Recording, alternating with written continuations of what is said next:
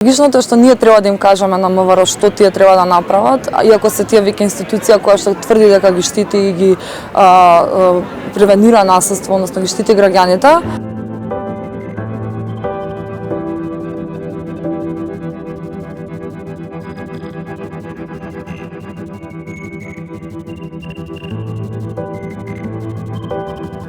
Ние и како општество придонесуваме со нормализирање и релативизирање на насилството, со тоа што гледаме и како реагираат медиумите и военно-социјалните мрежи кога некој ќе пријави насилство. Меѓутоа, полицијата е првиот елемент во кој што би требало да има некаква заштитничка, но и превентивна улога. А тоа што они го прават е начинот на кој што го пријавуваат насилството и воедно начинот на кој што ги третираат жртвите, кои што бираат и собрале доволно храброст да го пријават насилството, ги третираат одново со тонот кој што е осудувачки и воедно кој што не им овозможува да воопшто да размислуваат жртви дека тие би стигнале до некаква форма на правда.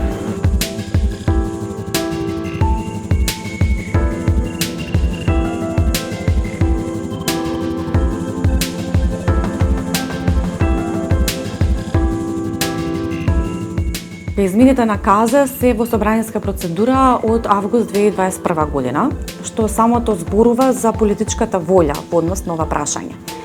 Измените се направени за усогласување на кривичниот закон со Истанбулската конвенција, конвенција која што конечно се ратификуваше, меѓутоа клучно е да се донесат овие измени со цел да зборуваме за една соодветна примена на законот.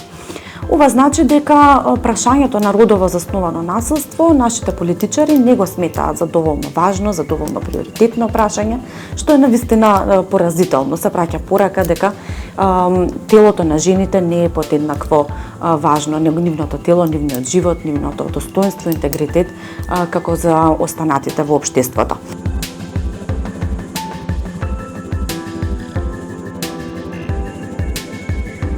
Недоволно капацитети во однос на сервисите, особено сместувачките капацитети во шелтрите се многу ниски.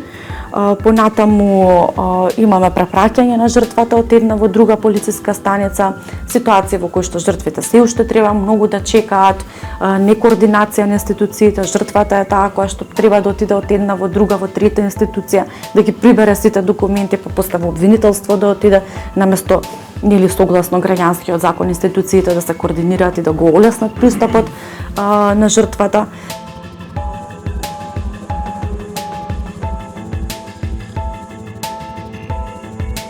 Овие случаи, сепак треба да земете предвид дека се ова случаи кои што доаѓаат до нас, за кои што жртвите веќе побарале помош. Значи се јавиле во здружение и овие случаи се документирани од страна на правник, параправник, социјален работник, психолог и така натаму.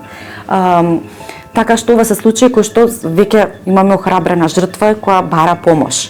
Од овие случаи ги гледаме овие системски недостатоци во однос на неспроведување на законот. Дел од нив имаме се уште прекршачно гонење наместо кривично на сторителите на родово засновано насилство и семејно насилство.